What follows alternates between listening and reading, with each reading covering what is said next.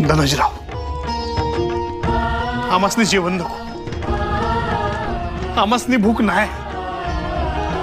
त्या औरंग्याची कबर खोदल्याशिवाय आमासनी अन्न गोड लागायचं नाही. ते समजा ठीक आहे, पर त्या औरंग्याची कबर खोदाया, मुघली गिधाडांशी लढाया, अंगात ताकद याला ना गवय. बसा गुमा, ठेवा समशेर, ठेवा तिकडे ठेवा म्हणतो ना. बघा, मर्दाच्या अंगात रग याया जेवायला लागतंय. घ्या म्हणतो ना. या अंगाशी स्वराज्याचं शिलेदार जेवलं बर का.